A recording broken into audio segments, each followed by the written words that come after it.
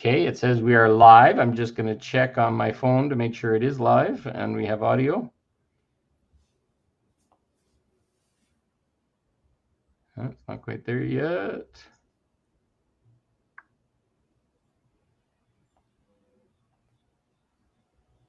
Huh. She says we're live, but it's not showing up. Oh, it says live on my picture. There we go. Okay, can you say something out loud? But it's not showing up. Testing, 1, 2, 3. Okay, can you say something out loud? It's not showing up. Testing. Perfect. 1, 2. Okay, we are live and both audios are working, so we will begin. All right. So welcome everyone. I recently put out a call to other spiritual people that'd be interested in being interviewed, and this beautiful woman, Tina Hammond, has come, and we've had a nice chat and we resonate. So I would like to give the floor to her to introduce herself, and then we're going to have a beautiful discussion on intuition and how it's been suppressed and how it's awakening and some cool things that you never knew about intuition.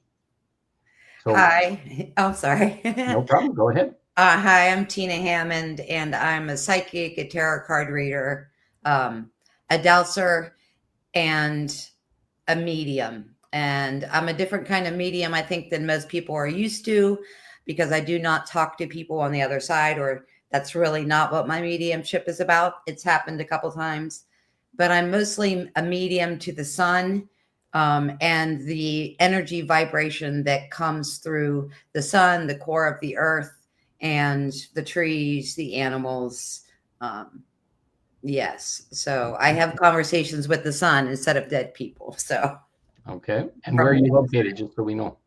I am in Cincinnati, Ohio, in the United States. Cool. And you work with people and in your mediumship?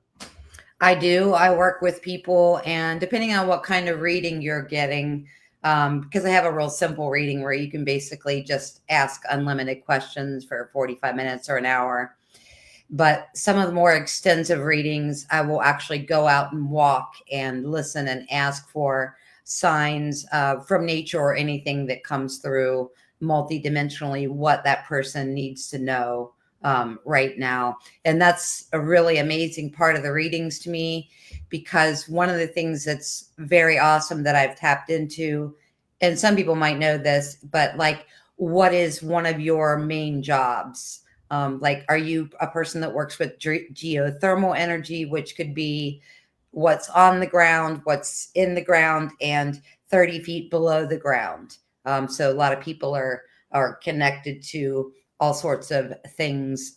Some people are more connected to the sun. Some people are more connected to the spaceships and the evacuation plan. So it ends up being really interesting, especially if you've asked for a love rating, and at the end, I'm seeing your cosmic or earthly connection in one way or the other. It's been absolutely fascinating. Beautiful. And remind me at the end, we'll get your website or wherever places people can connect with you, but it's probably a good thing to hear a little bit about you as we go through this, and then they'll know and resonate. So I left it in the open to the flow, and Tina recommended talking about intuition today. So maybe begin by telling everybody what you consider intuition is and how it works for you. Intuition for me, I think it really works the same, really, for everybody. A lot of times when people want to call or connect with someone specifically who is psychic to dig into their life or help them move forward, but it is something that every single one of us are born with. And the reason why I thought it was important to talk about that today is, as everybody's gifts are coming back online, for some people, it may be a little bit startling. Now, we're all born psychics. We're all born intuitive. And what happens is we may push it down, we may cut it off, or just bury it. For example, when you're younger, you may have imaginary friends, or you could be 5 years old and come to your parents and say, I really don't like this teacher. I don't like this teacher, or I don't like this person at the church. And what I typically see parents do is say, that's an educated, nice person. That's your teacher, or that's somebody in the congregation at church, and they make them blow it off, right? Instead of saying, oh, well, tell me what, what it is you're feeling. Why don't you like this person? Or what is your experience? Because when you're born, you are psychic. So if your child, even at 4 years old, is saying, I don't like my teacher, or I have a bad feeling about somebody, you should really listen to that kid. Because what happens when you don't, and when you say, no, no, no, that person has a degree, that person's friendly, I know them, they're fine, it makes them feel like they're wrong. And it makes them squash a gift that every single one of us are born with. And I feel like you don't have anything to lose by saying, what makes you uncomfortable with that teacher? Or what don't you like about, the person at church, or whatever it is, or your neighbor, or whatever, because especially when we're young, we are born totally connected. And it's what our parents say to us that it's how we base our decision, whether we're going to use that. If our parents are saying, no, no, no, that person's good, you don't know what you're talking about, you have nothing to worry about, you're going to think that your intuition, even if you don't know what it is at that age, you're going to think, well, nobody wants me to say when I have a bad feeling about something, or nobody wants to hear, what I'm intuiting. And so that teaches us that that's a bad thing, that's not real, that's something that no one wants to listen to. So I think it's important, as all these gifts are coming back online, for everyone to know that everyone is born like this. Right. I didn't. Fully possible we can shut ourselves off Yeah. in this way. Yeah. And our spiritual gifts, our claircognizance, clairsentience, clairknowings, all this kind of stuff can be judged as bad. And then we put it in a cage, and then we don't have it for the rest of our life, but it's just a choice away. Exactly. And except for, I would say that's always been the case. But right now it's coming back online as part of our evolution. And part of our DNA activations is it is going to start popping back up. So you really have a choice, whether you want to play with that, whether you want to allow and invite that, or whether you want to disengage because of what you were told or what you were shown as a child, that, hey, that's not something that works in society. It doesn't really matter what you feel about other people. And that's super important if people are watching and they have young kids. I mean, even the silliest of things, when I was growing up, we told my parents one time, we want to start a zoo in the backyard and we're going to have people over, and they didn't say no, right? They're like, well, here's the hammer, here's the wood you're allowed to use, here's the things you're allowed to, have access to, and here's the things that are off limits. Go to it. This, it's going to be fascinating. So it's so important when you have especially young children that you're not saying no to them unless it's something that where they're endangering themselves or other people, because they learn so much faster and they learn to trust themselves. And my parents never said no to me, and I'm sure I said all kinds of crazy things to them, and they listened to it. And pointed me to books or other people that I could talk to instead of saying, that's not real, and that was helpful because I really, really never tried to push it down, which is sometimes I think why you and I and a bunch of other people might be ahead of the game, because we're like, wow, this is really something real. And we believed in it all along. Right. But I think it's important. Nothing's bad. Like, there's not anything that they can't do.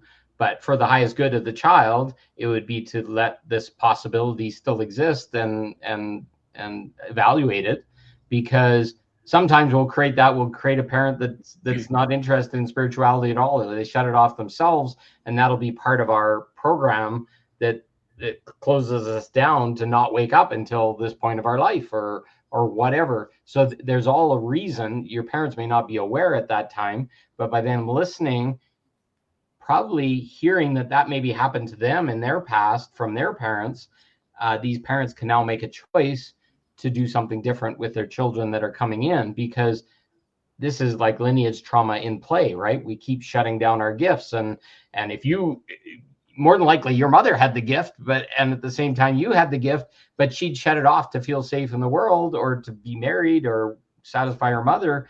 She tried that on you. Luckily, you did not have that same pressure because she made a choice. And that's the whole lineage trauma picture of life. We're constantly cleaning up stuff that was done that maybe shut us down or made us feel small, and basically expanding. So intuition's only the tip of the pyramid in what our creatorship really has. Intuition gives us information about what's going on in our world, stuff about other people, etc. But what about like having abundance and creational energy, and what we want and what we believe in, what we're happy and high vibration about will come in, but also what's negative and low vibration will come in as well. So Yes. we're all in a exploration of going back to our power or not having our power and giving it away. So that's one of the experiences, but I think that's the experience a lot of people have had in their lifetime. If you're an adult listening to this, she maybe has just helped you improve for your kids so that those kids don't end up in that same veiled reality when they start to make choices for themselves as an adult. Yes, and it's very, very connected to their independence as well. Because when my son was really young, we would have play dates with other kids, and the parents would say to me, like, why is your child able to just go off and go on the slide or the swing or go sit over here and play cards by himself or whatever at 4 years old and not constantly seeking your attention?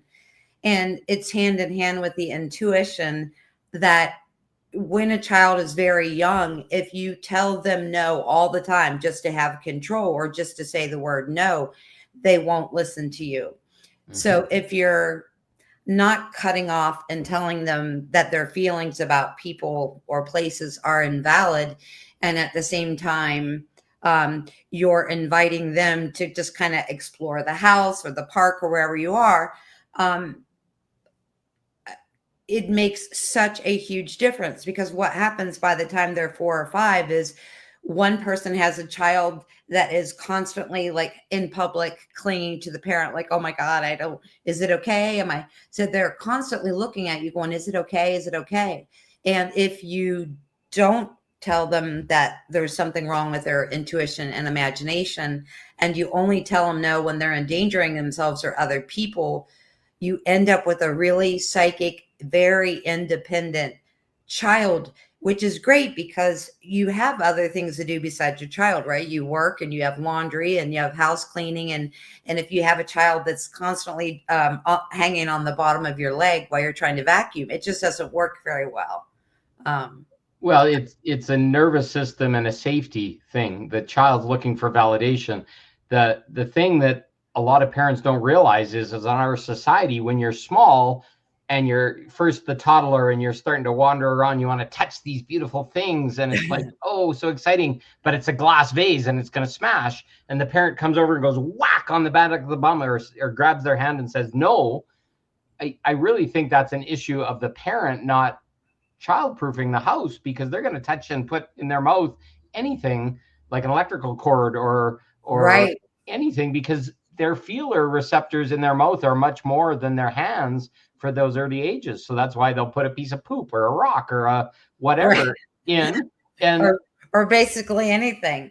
Well, and then we don't even acknowledge that putting things in your mouth also trains your system to protect you against germs and stuff, because the more you're not having them, the less your body can build up the resistances to them. So as we grow up, I'm going to suggest that, because I've felt this in my nervous system, is that our children that have been spanked and hit and other things, or are acting up like you're talking about, they've been so controlled in private in the home, or what, you can't talk like that, you can't say that, be quiet, shut up, whatever. And then they come out in public and it's a different place, and they're trying to figure out what's safe because they're not safe in their own body. So they're holding on to mom's leg, or they're asking a lot of questions. What's this? What's that? How's this happening? Why? Because we have not given them that safety in just being early on.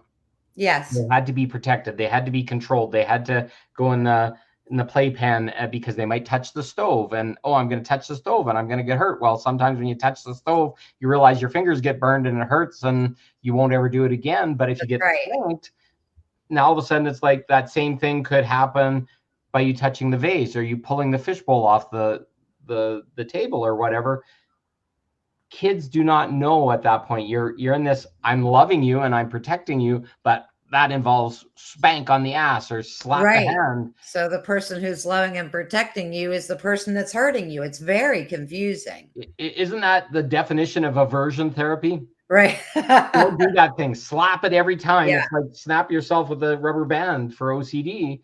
We're doing that to our children. Yeah. And we don't even know it. And I only have one child, but I've been around kids and done a lot of babysitting. So anybody who's younger or a new parent, if you move the crap out of the way from the time they're walking to the time they're 3, and then if you only say no when they're putting themselves or someone else in danger, by the time they're 4 or 5, you can put the vase back out on the table, right? You see, this is a whatever Rookwood pottery over here.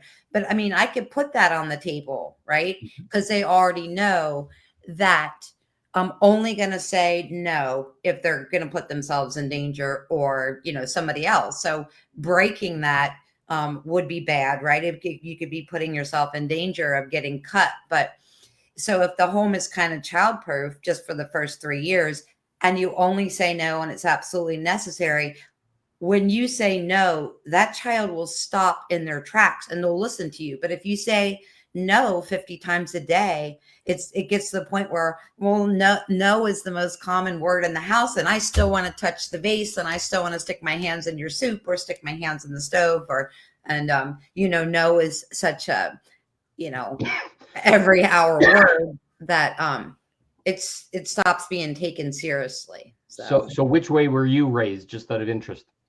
I was raised, well, I don't remember like 1 and 2 years old. But up from there, I remember that my parents on the weekends, they like to stay in bed till, I don't know, 9 o'clock or something. And so we would go down into the kitchen and start making our own breakfast. And believe you, I actually electrocuted myself twice. Because I guess there was a short in the electric burner or something, and I was using metal to stir it, and it was a small shock, but very soon, I learned not to use metal tools, when using an electric stove as a precaution. Mm-hmm. But my I was so young that I had to stand on a chair to reach the stove. So I would say it's probably 4 or 5. And my sister or sisters would be in there with it. My parents would get up and say, "Oh, you made everybody breakfast. That's great." Not, "Oh my God, I can't believe you did this by yourself." Well, as a kid, if you get really good food, you're interested in hanging out in the kitchen anyway. So it's not like we didn't know how to turn the stove on or how to scramble eggs or something. You watched mom, right? Right. We watched and then emulated. And so we didn't have a big space outside. We had about, I think, maybe close to an acre, but it was that same kind of thing. Like our parents said, because the thing was, we watched my dad do a lot of crazy stuff, like crawl into the barn to try to fix something, or, hanging out the window, trying to fix the chicken coop. Right. So here's this yard, here's the shed, here's a barn that's bigger than our house. And there's basically 3 things you can't do. Don't go in the goat pen by yourself ever, because they could pin you up against the fence, and don't go walking around in the barn without an adult, because there are places in the floor that you could fall through. And it's like, other than that, okay, just have at it. I'll stay inside the fence of the yard or whatever, and we'll be fine. Right. And they didn't even care about that, because we would go to my neighbor's house, and we had a huge creek, and there was the Holy Grail was right up the street. So they would let us walk up there, pretty much do whatever we wanted, whenever we wanted, which was a really good thing. And my grandmother lived right next door, and her two young sons still lived there. So we were just. What was the Holy Grail? That's interesting, because that's not the Grail that I know. Yeah, well, the Holy Grail came over from Germany in 1944, and there was not much in the way of looking for property. So they were just kind of driving around looking for a place to start the Grail movement that basically came over here. So this particular Grail, it's actually called Grailville, started in Europe and Germany, and then they wanted to expand and they came over here in 1944, and they were just up the hill from where my grandmother was, and she could hear them. So family was very involved in that. But it was basically a spin-off of kind of like the Holy Grail movement, and it was a place for women to learn how to garden and worship, and they also had a battered women's shelter and all kinds of things. Beautiful. But we went to school there for a while, so we were allowed to wander around that 350 acres too. But don't ever go in the creek, in the deep parts. We knew where the shallow was, so like, they were very good at that. And don't ever go, go to this place or this swimming hole, without your older sister or without us. So. So I'm gonna pull you back towards. So what taught you to change how you raised your kids from where your parents came? Well, that's a good question, because my parents raised my mom and dad very, very differently. And the way my parents raised me was they didn't say no unless I was going to put someone or myself or someone else in danger. And so that's just kind of what I adopted. And I started babysitting when I was, I think, 8 or 9, because I was so good with kids. And that worked with them as well. And it worked with my own son. And I wouldn't have even thought about it, because to me, I just thought that's the way I was raised. That must be the way everybody's raised. But then when I was in my 20s, every time I would go somewhere with my son, they'd say, wow, you can just pass him off to anybody. And, he's fine with it. He's never begging for attention or hanging on your leg. Why is that? And I just kind of explained to them what I explained to you. And so it just kind of went directly from my parents down into the way that I raised my children too. So, but it's from what I've heard, is you expanded from their freedom into even more, which created a child that was self-nurturing, self-loving. Yeah. Yeah. So a lot of times we think what's most important is what we say to our children, like, don't start smoking, don't do drugs, don't hang out with dangerous boys, whatever it may be. But they really learn by seeing how you interact with other people. And so what you're doing is always going to be way more important than what you're saying. And I went to high school with many people that in high school were drinking and doing drugs and promiscuous, and I was never any of those things. But the interesting part was, my parents never said anything about those things. And the parents who raised their kids really strictly were just wanting to kind of dabble in all of it. Well, they were controlling, right? And then they had to jump out into acting out in normal life, right? So yeah, when you're controlled for so long, you have a really just hard time deciding what to do, especially if you've been raised like that, and now you're going to camp with, somewhere without your parents, or you're going away to college, and you've always had someone telling you, don't do that, don't date that person, don't go after that career. And then so the first year of college, I think, can be super eye-opening for people when the parent is not there to kind of control how they've always been. And I think that's why a lot of people in their freshman year do a lot of drinking, a lot of partying, and a lot of experimenting with things, because it's their first actual their first chance to be independent and an adult on their own. And then they find out they have all these repressions and religion and other things that have been programmed into them, and it actually limits them from what they'll actually explore. They might go overboard and actually prove to themselves that those things were probably not beneficial, but they tried them. Right. Yep. Exactly. So we've only got about half an hour left. I want to make sure we cover some of the other stuff. You were talking about how there's other factors to intuition that people aren't aware of. So do you want to share some of those so that we can unpack them a little bit? Yeah, I think as far as your intuition, there are many things, but one of them is we have a tendency to think that we don't have assistance. Or maybe if you've heard the term higher self, like the highest version of you that's always kind of guarding you and protecting you, watching out for you, and giving you messages or signs or symbols or numbers or words or whatever. And so when that starts, the majority of people initially will blow that off, like, okay, butterfly, jump rope, that doesn't make any sense. That's not important. That's not my psychic ability. That's not my intuition talking to me.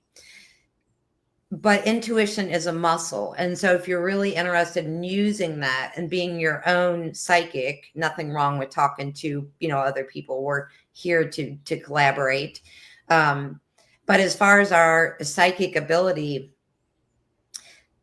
it's really super important that we listen to those small initial things that we don't think make any sense. So I always encourage people to carry a piece of paper in their pocket or carry your phone around. I'm not a fan of carrying the phone directly on the body for many reasons, but as a way to take notes, because though you may brush it off initially and say, I'm not psychic and my higher self doesn't talk to me. People tell me this all the time. But then they're like, well, yeah, I did get like butterfly jump rope. And I say, okay, well, look up the symbolism of jump rope: to stay in place, but create motion, right? Mhm. And then butterfly, transformation. Look at the message that you just got. But if you're blowing it off and think it's nothing. So I encourage people, because to me, that seems to be the biggest way initially that your intuition and your guidance comes through, is one word at a time. When you start taking that seriously or believing that that's your higher guidance system, writing it down or looking up the symbolism of that word and things like that, it gets stronger and stronger and stronger and stronger until once you really start to believe, wow, this really is, it really is true. Humans are really powerful. And we're really super connected as long as we don't cut it off. So whether you want to, I do this all the time. I'll be out running and all of a sudden I've got this crazy message and I'll type it into my phone to someone and then just close it so I don't send it. Every once in a while I send it and somebody's like, what? But whatever way you can to keep track of those messages and just kind of look into it or feel into it, because the majority of what you're hearing, seeing or feeling is some symbology, right? It's something that's just been used for millennia to kind of give us messages from our higher self. And so that's claircognizance, right? Yes. It's an awareness of something.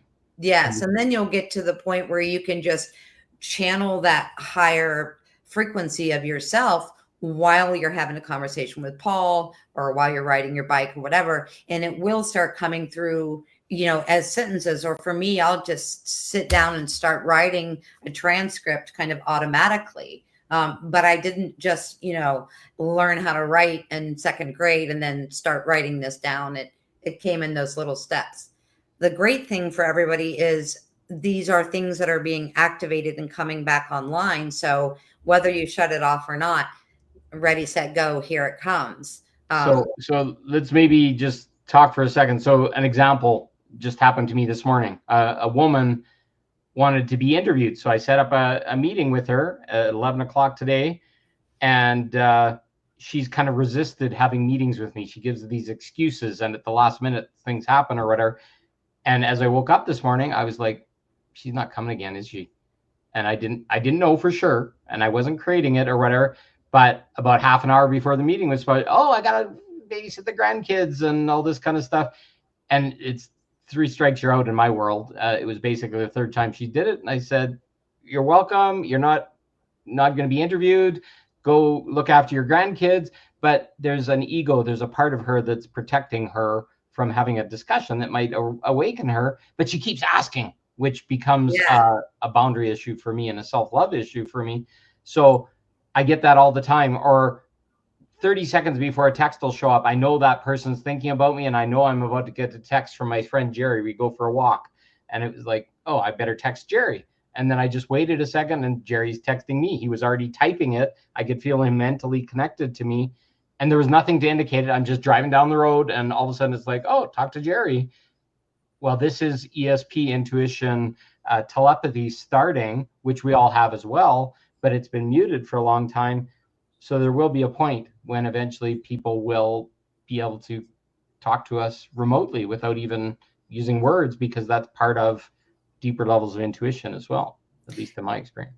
Yeah, exactly. And one of the things that's going on is, besides, the DNA and everything else, is the solar cycle we're in causes a lot of electric energy. Now, if I lay in bed and I close my eyes and let's say the power's out or something, or I can't get a hold of you. So I lay down, close my eyes and say, Paul, I'm trying to get a hold of you. I'm running late or whatever. You will absolutely get the message. And I think, yeah, like you said, I think there's some prerequisites. You have to think of me, think of the energy of the last time we exchanged, which tunes into that person, and then the vibration shares. It's like a phone call setup.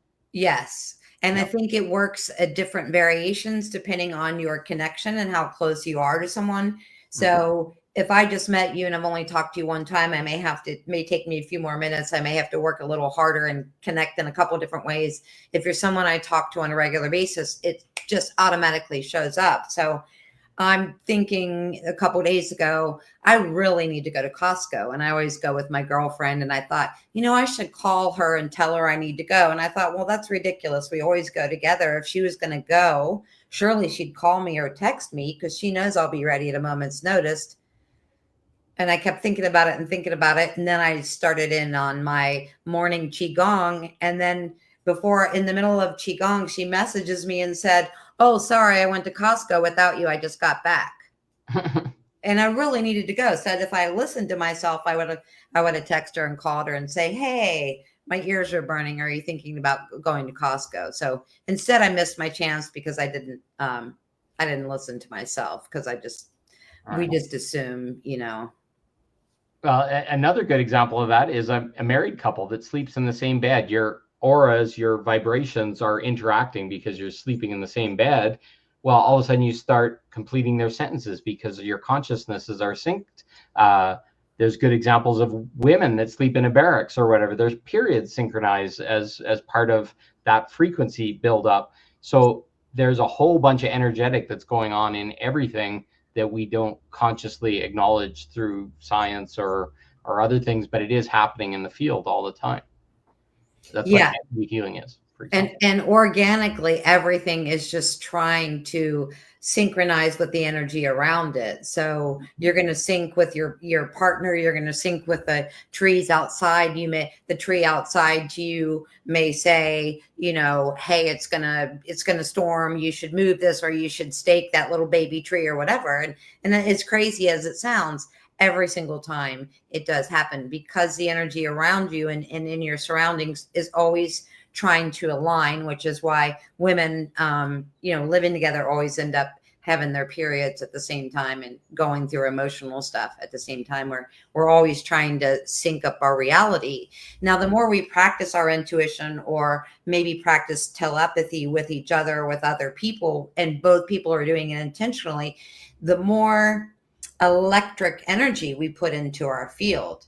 So if we're already practicing it, and then the sun fires off an X-class solar flare, somebody could be sitting in Colorado having a thought about me, and I may get that thought in an instant, right? Because we're close, we've already practiced it.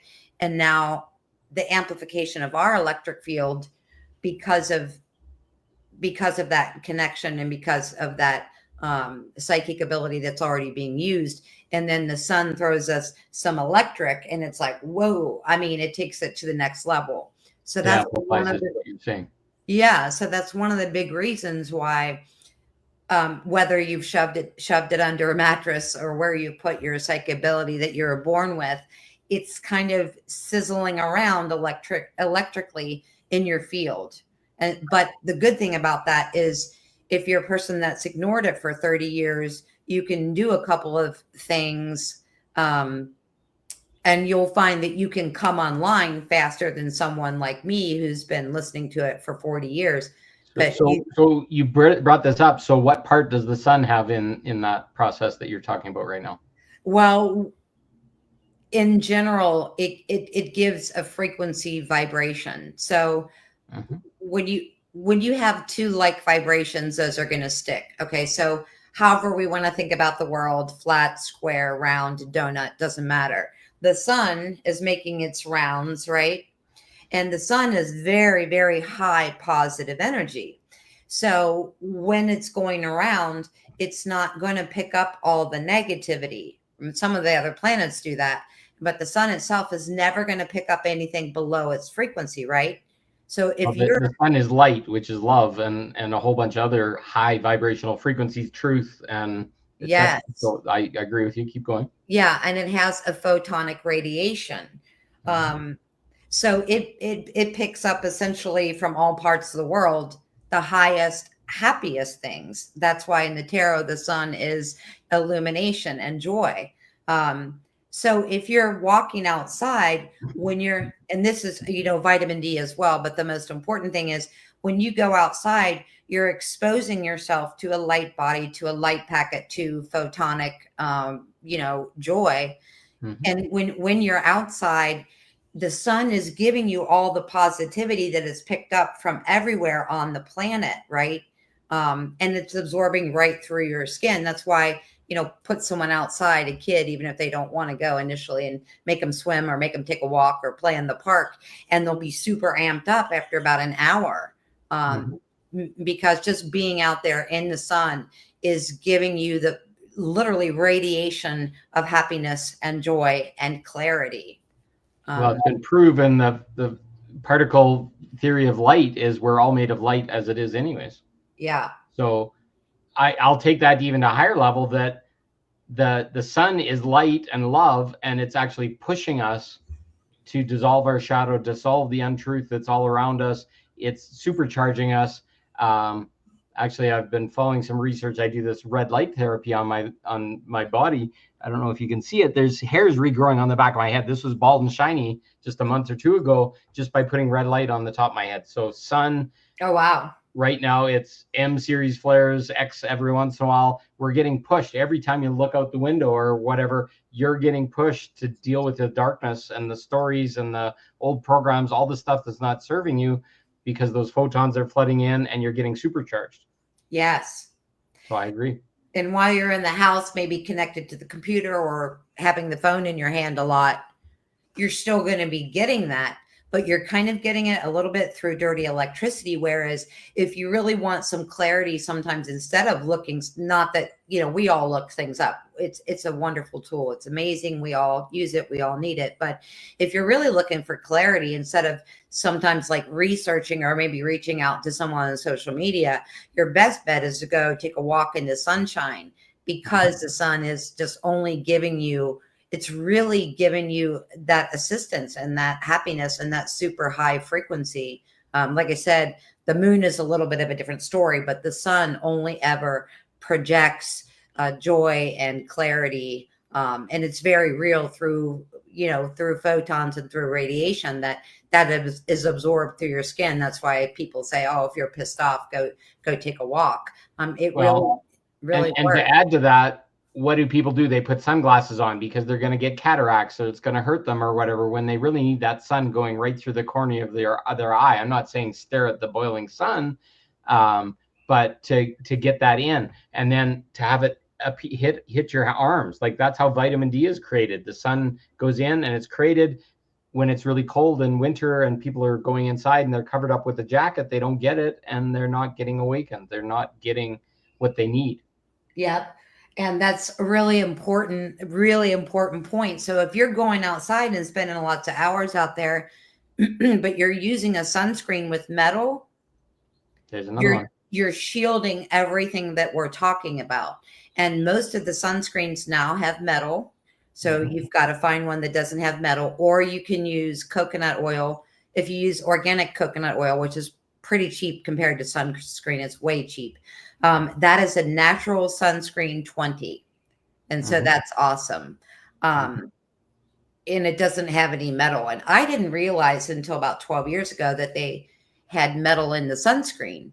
So we had a pool where we lived at this condominium, and me and my brother were hanging out on the porch after we got back from taking the kids swimming. And he's like, "Did you get into the kids' glitter lotion? Because that was the big rage." And I was like, "No, what are you talking about?" He said, "Look at your arms." My arms are totally sparkly. And my dad was like, "Well, there's metal in the sunscreen." I'm like, "Well, why didn't you tell me that a long time ago?" So the metal, the barium, the radium, whatever's in the sunscreen is keeping the sun from absorbing into your body. It's keeping you from making vitamin D, which is vital. And the crazy thing about sunglasses is if we're in the car or maybe climbing a mountain, it may be necessary sometimes to wear sunglasses. Your body is the most amazing advanced technology on this entire planet. I'll say it, and I'll say it forever. But when you step out into the sun within that first 30 seconds, the sun hits the cornea. The cornea tells the body, "Oh, we're outside in the sun," and your body automatically sends something to protect your son from getting sunburned. Your skin, yep. Your skin.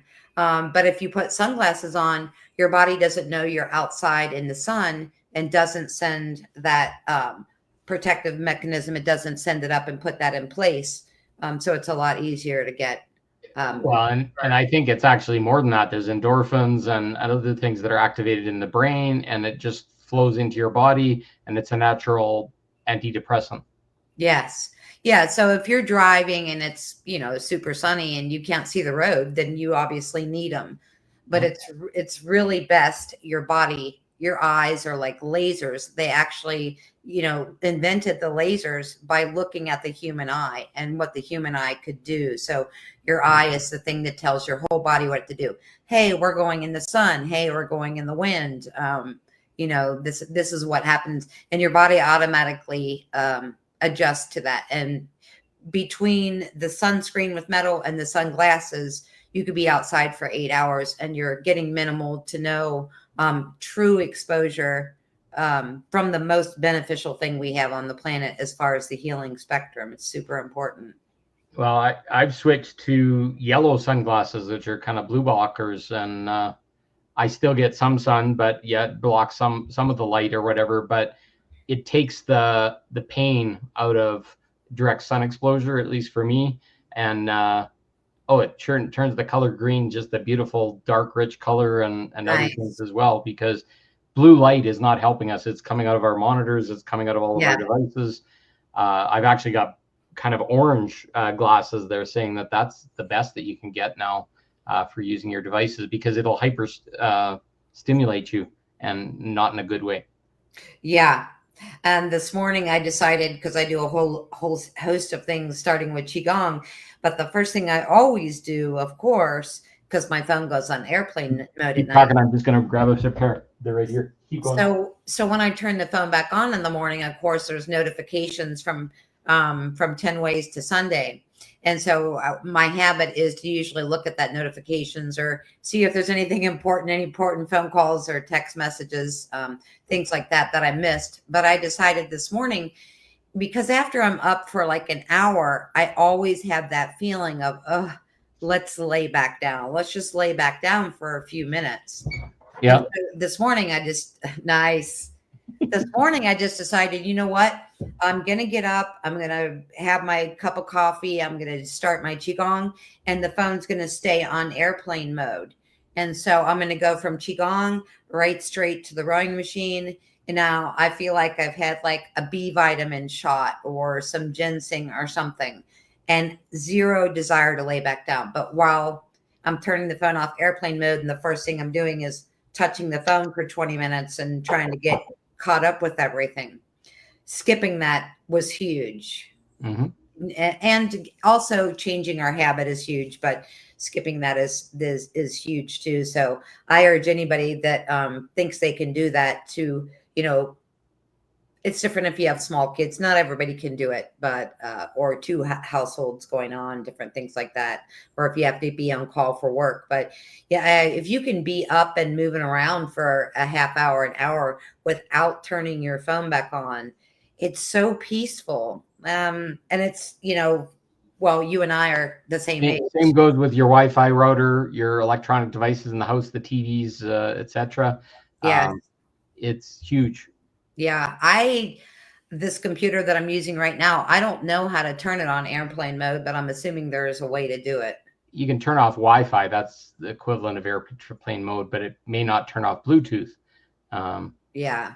So, and honestly, all those things aren't even fully turned off anyways. It's a big game, but they used to be, because if I'd turn off airplane in the morning, turn off airplane mode, I'd get 30 notifications.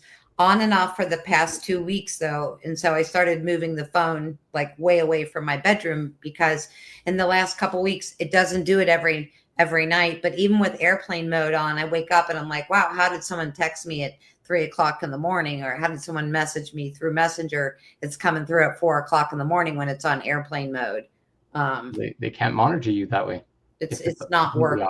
Yes. So we all got about a little more over 10 minutes left, but you had some insight into the hairs on your body as a woman as well as part of your intuition. You wanted to share that? Yeah. Yeah. So the more hairy we are, the more intuitive we are, which is probably why why it became a big fashion statement for ladies to shave their legs initially and then shave their underarms. And now I don't know the majority, because I don't think most of my friends don't do it. But now we're shaving our arms, we're shaving our legs, we're shaving our crotch down to our knees, and half the population, especially it's different in certain places, do it a lot more. We're shaving or waxing our vagina. And so we still have the hair on our head. And even if we had no hair, we would still be, psychic and intuitive. But the more hair we have, the better. So I wasn't realizing. How do you know that? Yeah, I wasn't realizing this was a thing.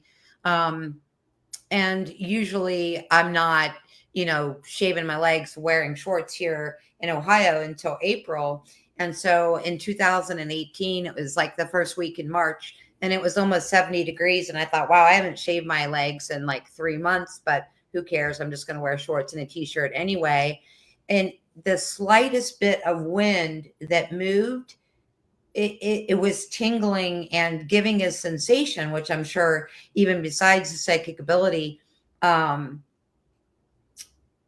like electric energy. So you get more electric, like natural organic stimulation in the body, in the parts that really matter, right? The underarms, the vagina, the legs.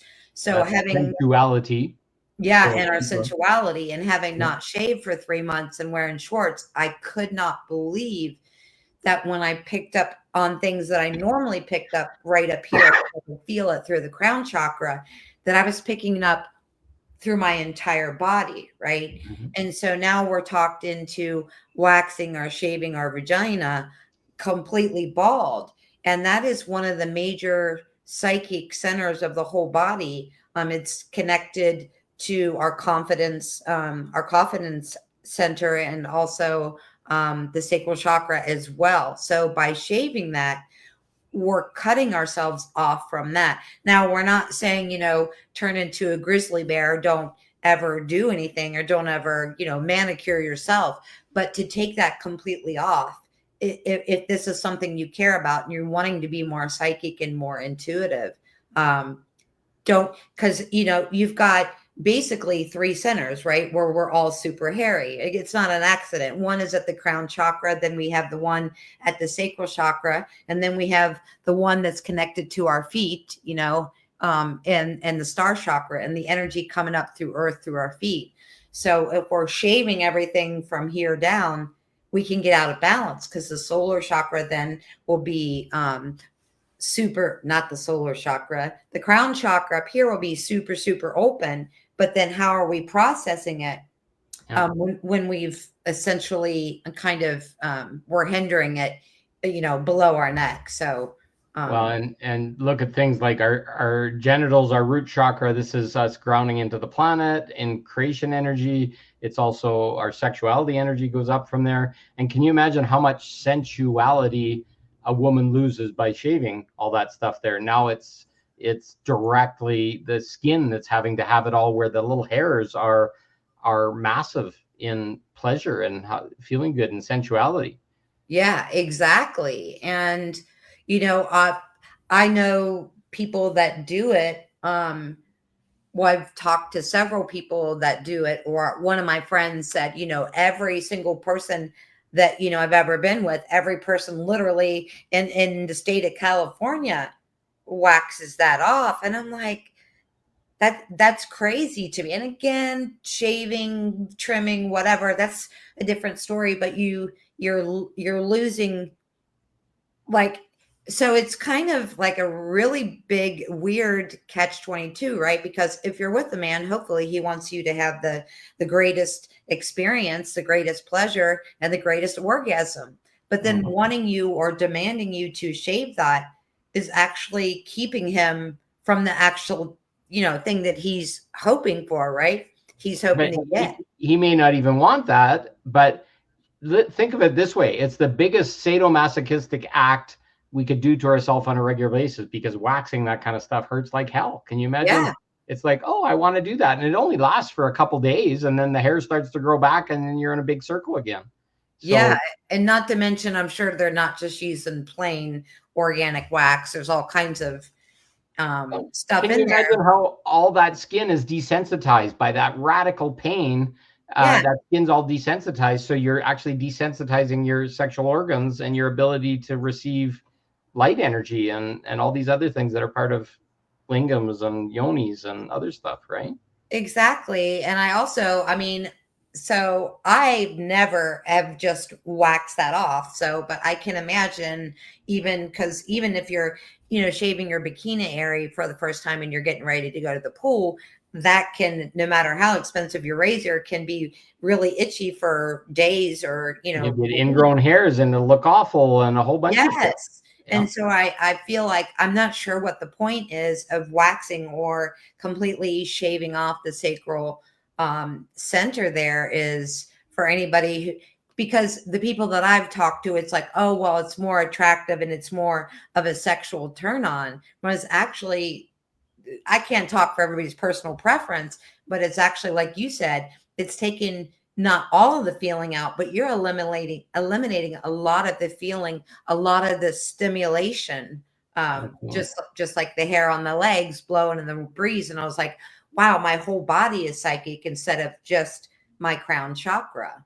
Well, and it's also normalizing little girls, or the sexualization of little girls, because that's what a little girl's yoni looks like before the hair is grown, or other things. So it's twisted. It's so twisted, and it's supposed to Yes. be beautiful or whatever. But to be able to even have, as a man, to have sex with a woman that hasn't shaved and it's grown this high or whatever, it's like sandpaper. It's not fun. So you're kind of stuck in this endless loop of trying to please or meet your partner through pain, which is, Oh yeah, I didn't even think about that, right? Because when it starts to grow back, that would be like having sex with a porcupine, I suppose. for a little bit. Yeah.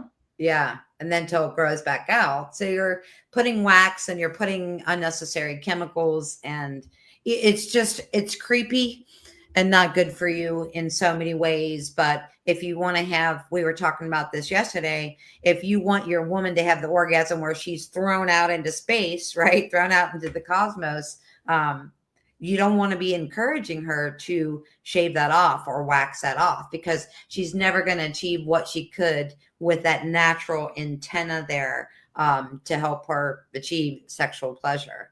The whole world is distorted. The circumcision of a man is the same thing, right? You Right. desensitize the penis, because you've now taken the thing that protects it, the protective sheath, off, and caused a huge pain at the moment of birth. They don't even give anesthetic. They get a little cap full of whiskey to a child, and then they leave it. Really? That's what they do, because they can't take anesthetic when they're like 1 year old or 1 day old or whatever. And then they don't even, when they do a bris in Jewish ceremony, they just cut it off and they let it heal itself back together without any stitches, without any bandaging or whatever. So some of the most barbaric things are happening to both women and men early on in their sexuality to basically stop them, which is not safe, fair, it's kind of dirty pool as far as I'm concerned. But as we go back to grow as adults, and we start to understand energy, we start to understand our intuition and our ability to connect to our partner, it changes everything. And half of where this isn't about sex, but half of sex is the energetic connection, and none of that is talked about in our sexuality learning in school or in porn or any of this kind of stuff. So that intuition and the hair and the feelings that a woman has or whatever. Can you imagine how much different it would be just to breathe on a yoni that has hair versus a bare one? Yeah. All the hairs are moving, and then there's this sensuality, and there's this ring that goes into the body that isn't possible in a shave, but that's normalized in our pornography and other things, when really it was never meant to be that way. Right, because the electricity between two people, right, which people have electricity between them, the time that electricity is going to be the most amped up, and this is a very, very healing electricity, the time it's most amped up is going to be during sex. So if you're waxing or shaving it off, then you're taking away the electric component by, and still wanting, to please someone or send them out into space with an orgasm, which is going to be really extremely difficult to do. And I'm sure I would say that it won't happen in that instance, because taking the antenna off that receives the electric energy, what you just said. Yep. Yeah. Yeah. Wow. You're cutting it off, and it's two people together making a really cohesive, supercharged energy that it actually, they know that it heals the body too. So you're also cutting into the healing process. You're cutting into the healing process in so many ways by using, and like I said, I'm sure you go to a salon and they're not using, organic wax, and there's probably chemicals and all kinds of thing and pain involved. So and some of the deepest pleasure that I've shared with a woman is when you're deeply connected to that woman. So eye gazing and feeling her body and your intuition is in tune with her body. So now all of a sudden it's not like touch here, touch there, do this, do that, or whatever. It's like, I just automatically know it's time to move over here or to move to there or whatever, which all women are really, really desire, and men desire it as well, because it should be unconscious communication at the point that you're deeply intimate with a person, not here, steer me, move your head here, do this or whatever, which puts everybody out of the mood. But by taking away the hairs or the little antennas that you basically talked about, how much have we impacted the ability to read the other person's genitals? Right, because basically here this becomes the mouth, right? Otherwise, I might have to tell you, well, move left and do this, do that, flip over, but the hairs being surrounding the male parts are what's through that electrical charge. They're what's giving you direction. So like you said, then we're taking away the direction, and then we might have to start speaking during sex and giving directions, which is I can't think of anything that would take you out of the mood more than that. So, well, exactly. So ultimately, we're running out of time here. I want to try and keep it to an hour, but ultimately, it wasn't to talk about genitals and hairs or whatever. It's to talk about intuition. We kind of went off track, but it's part of it. It's part of it, and every bit of our body has a purpose.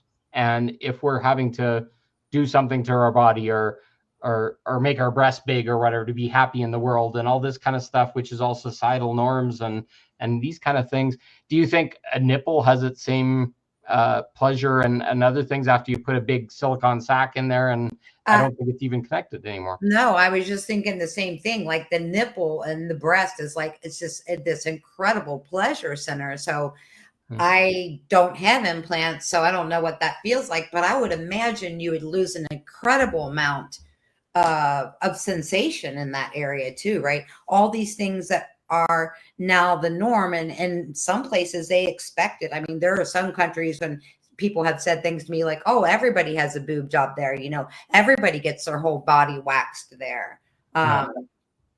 Taking away the one thing that most humans really love and appreciate, and that's physical sexual connection with other people, by these societal norms that say, let's have fake boobs, and let's have let's have a body that's smooth like glass, you know. So, well, and it's all a societal norm and all this kind of stuff, and we're believing it comes with pleasure. And but women, some of the worst thing that women are having is lack of sensation down there, lack of ability to orgasm, lack of all these kind of things. How much is that related to their intuition? How much is that related to how they're taking the energy into their body? So some yeah, of these very things that are supposed to make us sexy may actually be spoiling our sexuality.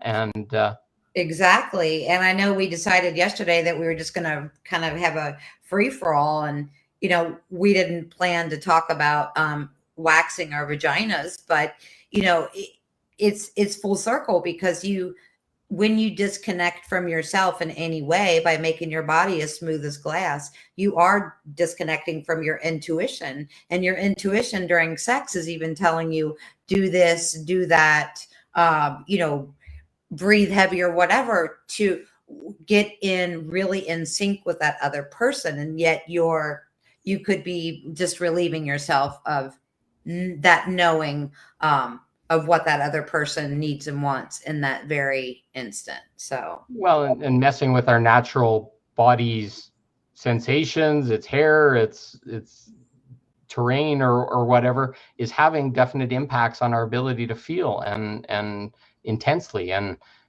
sexuality, I fully believe you have to feel with every cell and every fiber of your body, your hairs, your all this kind of stuff, and those can be the very triggers. I encourage people to just, like, I've got a very hairy arm, but just run your hand just barely where it's not even touching your hairs, and over time you're going to feel an electric field that comes out of this hand and into your yeah, arm. Well, what does that happen when we start touching a lover's neck or the back of her neck or nibbling on her earlobe or something like that? I know these as a man, I don't know what women do for men, but it's what excites the pleasure centers, and then it makes the juices flow, and it starts to make a body open and be prepared to receive a partner. yeah.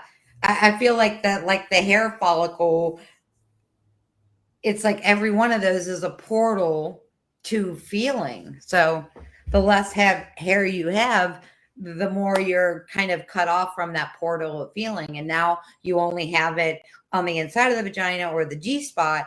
And if you have fake nipples, then you've lost your sensation there, and you've shaved or waxed everything. You've lost your sensation there. So I'm not sure how much fun and fantasy that's really going to be. Well, it all ultimately goes back to our putting away our intuition and our energetic feeling, which we did at childhood, like you said. And then we do other things that cut off the antennas, like shaving our legs or shaving our arms or shaving our pubes. Um, we need to be intimately aware that every facet of what makes us a human being makes us a complete human being.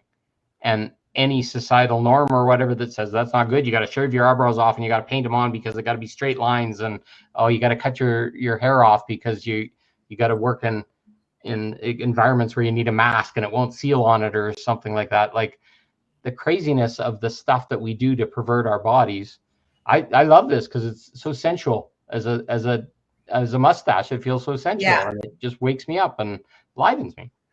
And you think about the design of our body, and you start thinking about, and maybe people weren't aware that if they were waxing, they're cutting off their electric in connection and intuition with other people, like what do I do next, you know, that kind of stuff too. But the body is designed in absolute perfection. If you look, and if you know your third eye is right here, right, and I have like a bell tap that I will put on my third eye.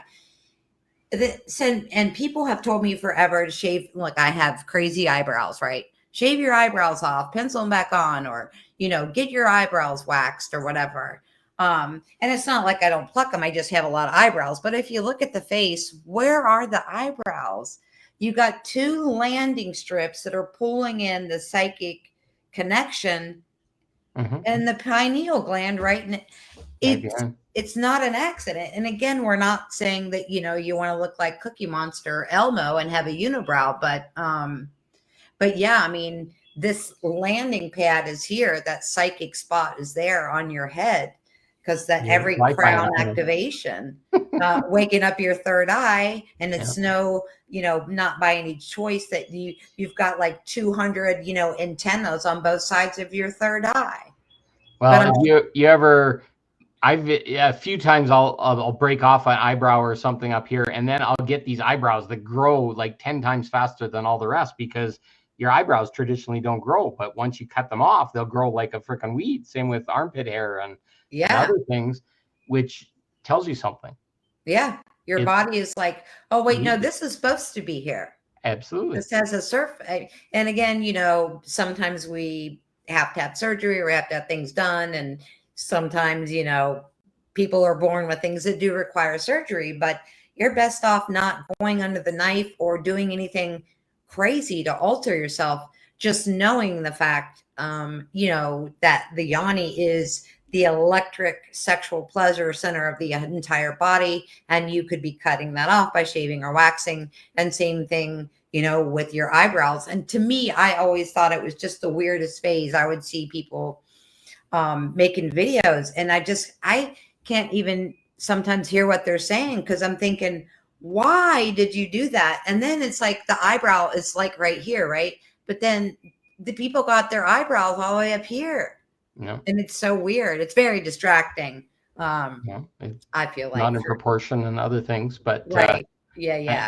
And it doesn't work in the same way, and that guy's probably not as connected as they were, and etc. So anyways, we're a little bit over time, but I wanted to give you an opportunity to tell people how they can find you online and go from there. I'm here on Facebook under Tina Hammond, and I'm also on YouTube. That is also Tina Hammond. So it's at Tina Hammond 4485. And that's it. That's pretty much it. Okay. And as people know me, they can find me on Facebook under Paul Hanrider. I have other groups called Awakening Through Sexuality, Living Your Light, Awakening You.